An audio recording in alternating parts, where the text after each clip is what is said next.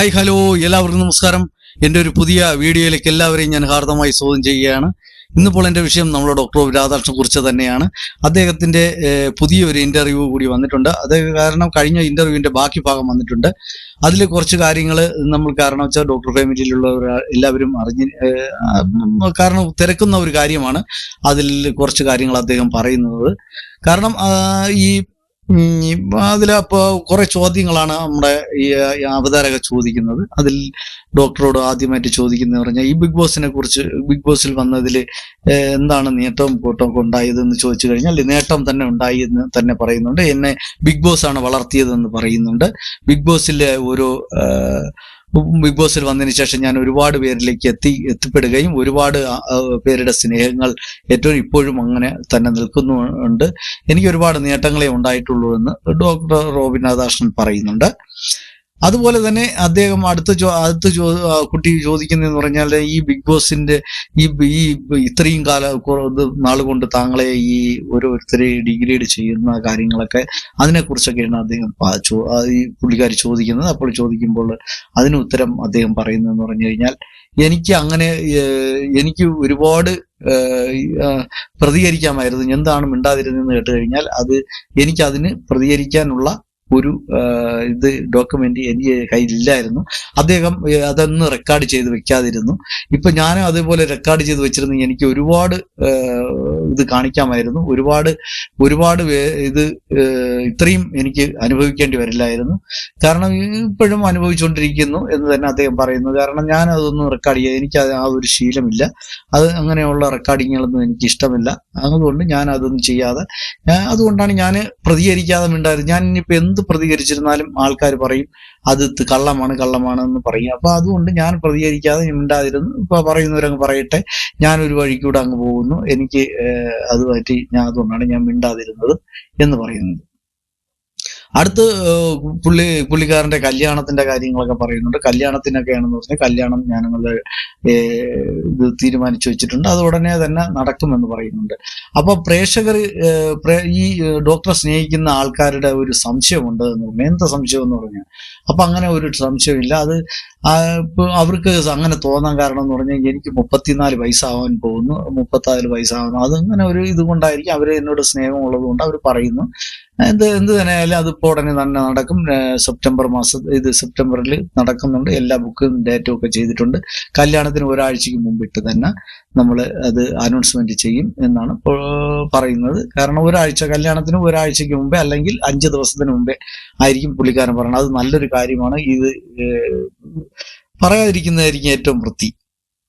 പിന്നെ ഓരോ ഡോക്ടറോ ഈ ബിഗ് ബോസിൽ ആരൊക്കെ വരണമെന്ന് തീരുമാനിച്ച് ഒരു ബിഗ് ബോസ് അൾട്ടിമേറ്റ് വെച്ച് കഴിഞ്ഞാൽ ആരൊക്കെ വരണമെന്ന് തീരുമാനിച്ചാൽ ഡോക്ടർ ആരൊക്കെ പേരാണ് പറയുന്നത് എന്ന് പുള്ളിക്കാരി ചോദിക്കുന്നു. അപ്പൊ പറയുന്നു എനിക്ക് രഞ്ജിനി ഹരിദാസ് വരണം, പിന്നെ അതുപോലെ തന്നെ വിഷ്ണു വരണം, പിന്നെ 4ാം സീസണിലുണ്ടായിരുന്ന ഒരു കക്ഷിയുണ്ട്, ഡോക്ടറെ കൂടെയൊക്കെ നടന്നിരുന്ന ആ കക്ഷിയുണ്ട്. ആ പേര് പറയാൻ പറ്റാത്തതുകൊണ്ടാണ് പറയാത്തത്.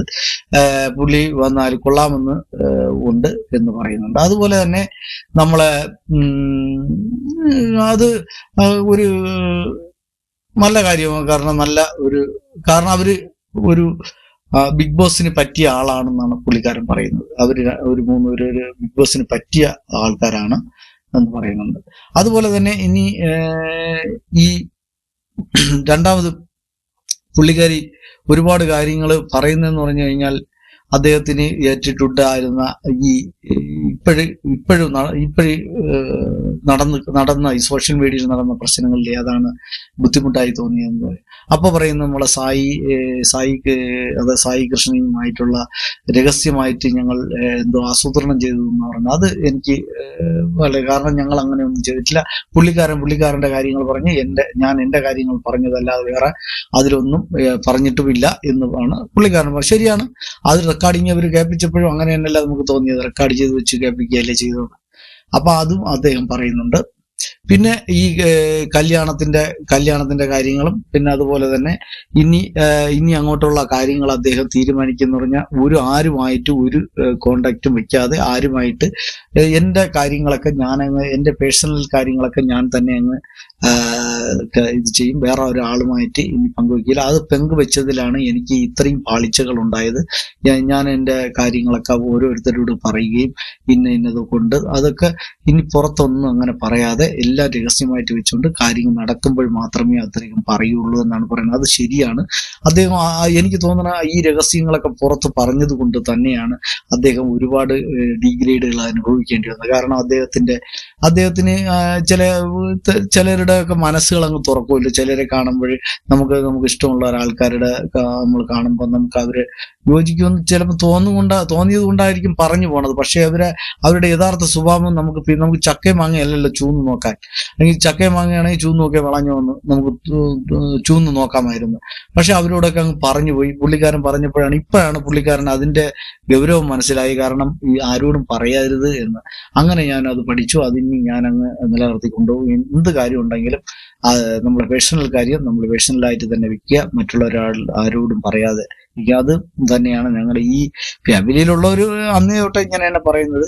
അപ്പൊ ഇനി അങ്ങനെയുള്ള കൂട്ടുകളൊന്നും ഞാൻ എല്ലാം ഇനി ഒരു വട്ടം 2-3 വട്ടം ചിന്തിച്ചിട്ടേ ഇനി ഓരോ കാര്യങ്ങളും ചെയ്യുള്ളൂ എന്ന് പറഞ്ഞതിൽ പറയുന്നുണ്ട്.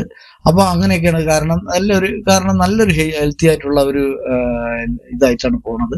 പിന്നെ കുട്ടി എനിക്ക് ഒരു കാര്യത്തിൽ അങ്ങനെ പറയാൻ പാടില്ല. കാരണം ഒരു കല്യാണം കഴിയാത്തിടത്തോളം കാലം അങ്ങനെ പറയും. പിന്നെ ആരെങ്കിലുമൊക്കെ ഡോക്ടർ, കാരണം അത് വന്നതാണ് ഞാനും കണ്ടതാണ്. ഡോക്ടറും ആരതിപ്പൊടിയും കൂടെ പിരിയുന്നു എന്ന് പറഞ്ഞുകൊണ്ട് അത് ചോദിക്കണ്ടായിരുന്നു. അതൊരു നല്ല ഹെൽത്തി ആയിട്ട് ഇരിക്കുന്ന സമയത്ത് ഒരു ചോദ്യം അവിടെ വേണ്ടായിരുന്നു എന്ന് എനിക്കൊരു അഭിപ്രായം ഉണ്ടായിരുന്നു ആ കുട്ടിയോട്. അത് മാത്രമേ എനിക്ക് തെറ്റായിട്ട് തോന്നിയുള്ളൂ. അതിനും ഡോക്ടർ പറഞ്ഞു, ഞാൻ ഇനി അമേരിക്കയിൽ അവിടെ പ്രശ്നം നടക്കുമെന്ന് പറഞ്ഞു ഞാൻ ഇവിടെ എന്തിന് ഞാൻ പ്രശ്നം ഉണ്ടാക്കണേന്നാണ് പറയുന്നത്. അത് അങ്ങനെ പറഞ്ഞു. ഇപ്പൊ അത് ആരതിപ്പൊടി അവിടെ ഉണ്ട്, ഇപ്പം കണ്ടില്ലേ, ഇപ്പൊ നിങ്ങൾ ഇതാണ് ആരതിപ്പൊടി ഇതാ ഇവിടെ നിൽപ്പുണ്ട് എന്ന് പറയുന്നുണ്ട്. അതുകൊണ്ട് നമുക്ക് പിന്നെ ഓരോരുത്തരുടെ ഇഷ്ടങ്ങളാണ്. നമുക്ക് ആരെയും എടുത്തുകൊണ്ടുവരാനോ പിടിക്കാനോ. ഞാൻ അത് കാണുന്നുണ്ടായിരുന്നു. കഴിഞ്ഞ 2 ദിവസത്തിന് മുമ്പ് ആരോ വീഡിയോ ഇട്ട ഞാൻ ഇന്നലെ കണ്ടതിൽ അതിൽ തമ്പനയിൽ വെച്ചേക്കണ വേറൊന്നും, പുള്ളിക്കാരി പറയണത് വേറൊന്നും. കാരണം തമ്പനയിൽ വെച്ചേക്കണെന്ന് പറഞ്ഞാൽ ഡോക്ടർ റോബി രാധാകൃഷ്ണനും ആരതിപ്പൊടിയും കൂടെ പിരിഞ്ഞു പോയി കൊങ്ങയ്ക്ക് കുത്തിപ്പിടിച്ച് എനിക്ക് കൊണ്ടുവരാൻ പറ്റുമോ എന്ന് ആണ് വെച്ചേക്കണത്, തമ്പനയിൽ വെച്ചിരിക്കണം. അങ്ങനെ ആരെങ്കിലും വെക്കൂ? കാരണം ഇതാണ് പുള്ളിക്കാരി വെച്ചിരിക്കണം. എന്നിട്ട് പറയണത് വേറെ ഒന്നാ, അതിനകത്ത് പറയുന്നത് വേറെ കാര്യങ്ങൾ, വേറെ നല്ല കാര്യങ്ങൾ പറയുന്നു. ഇങ്ങനെയാണ് തമ്പനയിൽ വെച്ച് ഒരു 10 വോട്ട് കിട്ടാൻ വേണ്ടി ചെയ്യുന്ന വേലയാണ്. അതാണ് ഡോക്ടർ ഗോപി രാധാകൃഷ്ണൻ പറയുന്നത്.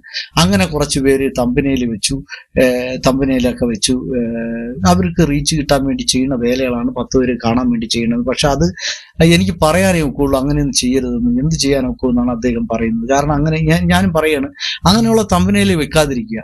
നമുക്കിപ്പോ 10 വോട്ട് കിട്ടുന്നത് മാത്രമല്ല, നമ്മുടെ ഒരാളിനെ പെട്ടെന്ന് ചെന്ന് അത് നോക്കുമ്പോൾ കാണുമ്പോൾ ഒന്നുമില്ല, ഒരാൾ കണ്ടില്ലേ, അവിടെ ചെന്ന് ഒന്ന് തുറന്നു നോക്കുമ്പോൾ ഒരാൾ കണ്ടില്ലേ, അങ്ങനെയുള്ള തമ്പനയിൽ വെക്കണമെന്നൊരിടത്താണ് ഞാൻ ഈ പറയുന്നത്. കാരണം ആ കുട്ടി അങ്ങനെ, പിന്നെ വേറെ ഞാൻ കണ്ടിട്ടുണ്ട് അങ്ങനെ തമ്പനയിൽ വെക്കണം.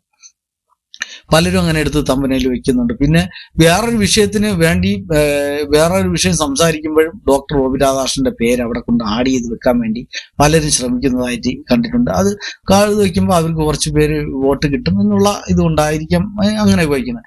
അപ്പൊ അതിനെക്കുറിച്ചും അദ്ദേഹം അങ്ങനെയും പറയുന്നുണ്ട്. കാരണം അതൊന്നും പാടില്ല. കാരണം എനിക്ക് പറയാനേ ഒക്കുള്ളൂ, എനിക്ക് ഇനിയിപ്പോ അവര് എന്ത് ചെയ്യാനൊക്കെ എന്ന് പറയുന്നുണ്ട്. പിന്നെ ഇതേപോലെ പല കാര്യങ്ങളിൽ മുഹൂർത്തങ്ങളിൽ ഇങ്ങനെ കടന്നു പോകുന്നു. അവർ ചിരിച്ചും കളിച്ചും ഒക്കെ നല്ലൊരു ഇന്റർവ്യൂ ആയിട്ടാണ് എനിക്ക് തോന്നിയിട്ടുള്ളത്. കാരണം ഈ ചില ആൾക്കാർ മറ്റേ പ്രൊവോക്കിംഗ് ഉള്ള ഇതൊക്കെ എടുക്കും പോലെ അല്ല, നല്ലൊരു ഇന്റർവ്യൂ ആയിട്ടാണ് എനിക്ക് തോന്നിയിട്ടുള്ളത്. കാരണം ഈ ചിലര് അവനെ ഇങ്ങനെ പറയും. പക്ഷെ ഡോക്ടറെ സംബന്ധിച്ച് പറഞ്ഞാൽ ഒരാളിനെയും മോശം പറയത്തില്ല. കാരണം അങ്ങനെ ഇത്രയും ഇന്റർവ്യൂകൾ നിങ്ങൾ എടുത്തു നോക്കിയിരുന്നാൽ ഒരാളിനെ കുറിച്ചും മോശം പറയും. കാരണം അദ്ദേഹം പറയുന്നത് പറഞ്ഞാൽ എല്ലാവർക്കും നെഗറ്റീവും പോസിറ്റീവും ഉണ്ട്. അപ്പൊ നമ്മൾ അവരുടെ നെഗറ്റീവ് കളഞ്ഞിട്ട് പോസിറ്റീവ് എടുക്കാനാണ് അദ്ദേഹം പറയുന്നത്. പോസിറ്റീവ് എടുക്കുമ്പോൾ എല്ലാവർക്കും ഒരു പോസിറ്റീവ് കിട്ടത്തില്ലേ, നമുക്കായിരുന്നാലും നമുക്കൊരു പോസിറ്റീവ് കിട്ടത്തില്ലേ, അങ്ങനെയാണ് അദ്ദേഹം പറയുന്നത്. അപ്പൊ ഇത്രയൊക്കെ ഇത്രയൊക്കെ ഉള്ളൂ കാര്യങ്ങൾ. കാരണം ഇതൊരു നല്ലൊരു ഇന്റർവ്യൂ ആയിട്ടാണ് എനിക്ക് തോന്നിയത്. ഡോക്ടർ ഇങ്ങനെ തന്നെ ഇന്റർവ്യൂകൾ കൊടുക്കുക, ഇങ്ങനെ തന്നെ പോട്ടെ, ഇങ്ങനെയുള്ള നമ്മളെ ഇന്റർവ്യൂക്കാരൊക്കെയാണ് വേണ്ടത്. കാരണം ഈ പ്രൊവോക്കിങ്ങും അതും ഇതൊക്കെ ചെയ്യുമ്പോൾ ഒരു രസമില്ല, ഹാപ്പി ആയിട്ട് പോകാനും. അപ്പൊ എന്ത് തന്നെ ആയിരുന്നാലും ഒരു 16 മിനിറ്റ് 26 മിനിറ്റുള്ള ഒരു ഇന്റർവ്യൂ ആയിരുന്നു. നല്ലൊരു ഏറ്റവും എനിക്ക് തോന്നി. കാരണം ഇതൊക്കെ ഓരോ കാര്യങ്ങൾ നമുക്കിപ്പം അദ്ദേഹം പറയുന്നത്, നിങ്ങൾക്ക് ആ ഇന്റർവ്യൂ കാണണമെന്നുണ്ടെങ്കിൽ നിങ്ങൾ ആ ചാനലിൽ പോയി കാണണം. നമുക്ക് ഇതിലൊന്നും ചെയ്യാൻ പറ്റില്ല. കാരണം ഒരു ശബ്ദം പോലും കൊടുത്തു കഴിഞ്ഞാൽ നമുക്ക് കോപ്പി റേറ്റിന്റെ പ്രശ്നം ഉള്ളത് കൊണ്ട് നമുക്കത് പറ്റില്ല. അതുകൊണ്ടാണ് കൊടുക്കാതിരിക്കുക. അല്ലെങ്കിൽ ഞാൻ അതൊക്കെ എടുത്ത് ചെയ്തേനായിരുന്നു. പലരും അങ്ങനെയൊക്കെ എടുത്ത് ചെയ്യും, പക്ഷെ അതൊക്കെ നമുക്ക് പറ്റില്ല. അത് കാരണം നമുക്ക് പണികൾ തരുന്നു. അതുകൊണ്ടാണ് പറഞ്ഞത്. അപ്പോൾ ഇതൊക്കെ ഉള്ളു കാര്യങ്ങൾ. ഇപ്പൊ ഇത്രയും പറഞ്ഞുകൊണ്ട് ഞാൻ എൻ്റെ വീഡിയോ അതിന്റെ പേര് നിങ്ങൾ എപ്പോഴും പിടിച്ചിരിച്ചുകൊണ്ടിരിക്കും, ഹാപ്പി ആയിരിക്കും. എപ്പോഴും ഡോക്ടറെ നിങ്ങൾ പൊളിയായിരിക്കും. എപ്പോഴും നിങ്ങളെ കൂടെ ഉണ്ട്, ഞങ്ങൾ എപ്പോഴും ഉണ്ട്. നിങ്ങൾ ഹാപ്പി ആയിരിക്കും. ഈ വീഡിയോ കാണുന്നവരുണ്ടെങ്കിൽ നിങ്ങൾ സബ് ചെയ്യുക. നിങ്ങൾ സബ് ചെയ്യാത്തവരുണ്ടെങ്കിൽ സബ് ചെയ്യുക. ഒന്ന് ബെൽബട്ടൺ അമർത്തുക. നിങ്ങൾക്ക് ഈ വീഡിയോ നോട്ടിഫിക്കേഷനായി വരും. അപ്പോൾ നിങ്ങൾക്ക് കാണാം. നിങ്ങൾ വേറൊന്നും കൊണ്ടല്ല, ഒരു ലൈക്കും ഒരു കമന്റും ഒക്കെ ഇടുമ്പോൾ നിങ്ങൾക്കൊന്നും നഷ്ടപ്പെടാനില്ല, ആർക്കും ഒന്നും നഷ്ടപ്പെടാനില്ല കേട്ടോ. അപ്പോൾ എല്ലാവരും സബ് ചെയ്യാത്തവരുണ്ടെങ്കിൽ സബ് ചെയ്യൂ. Thank you very much.